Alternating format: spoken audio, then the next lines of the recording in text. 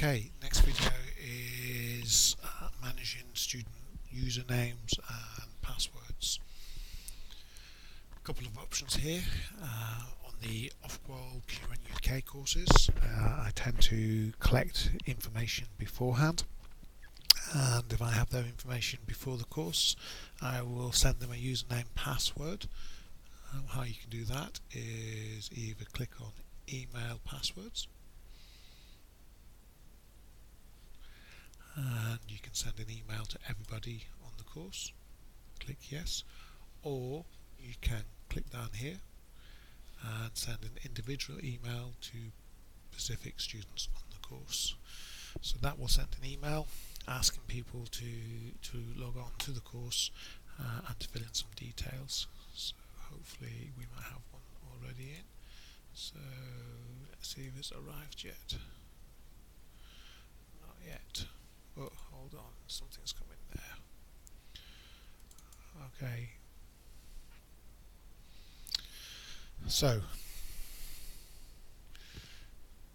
this basically sends an email to the student, dear Pete Cunningham. Thank you for choosing to attend the following Activate course. We hope you enjoy the course. Once it's over, please let us know what you really think. We value your comments. Blah blah blah. Down here it says changes in how first aid courses are run mean we now need to collect some extra information from you, such as your date of birth and your address. And it asks people to simply log on and to log in to the Activate student side of the database. So we can do that now. So I'm just going to copy the log on now.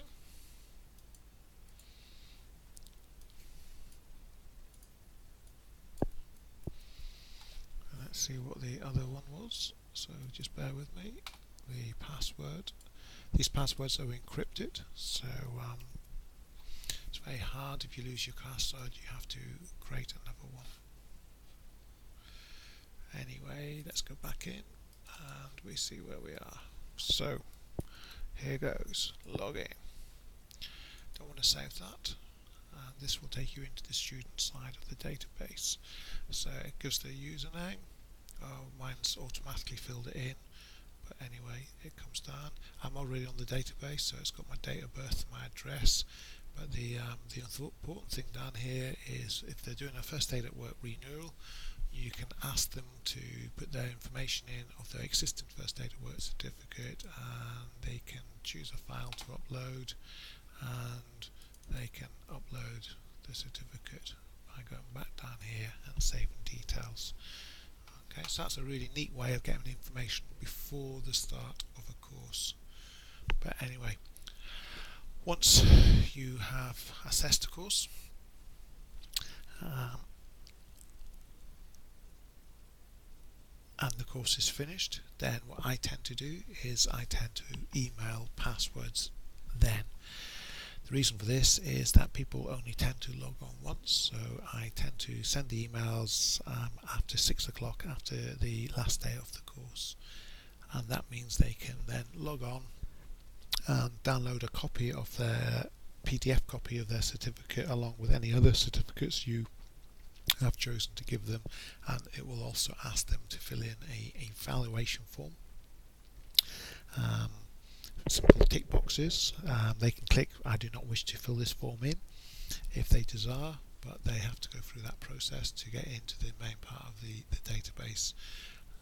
That's where their PDFs certificates are, and also lots of other bits and pieces, some discount codes to Blizzard Survival, etc. And all you need to do after 6 o'clock, on the last day of the course, is email passwords. One thing to bear in mind is that if someone doesn't turn up for the second or third day of a course, and if they already have their username, then after 6 o'clock they will be able to log on and download a copy of their certificate if you have pre-assessed the course. So that's something to think about. Anyway, how to send email passwords. If at any other stage someone has a wrong email address, which sometimes happens, you can come in, you can correct the email address. You won't be able to change the name or anything, but what you will be able to do is check the email address and let's say save that there, and then you can resend the email. It's not liking this, it's trying to bring a password out of my computer, but anyway, you can then resend the password by just clicking on this and it will get resent.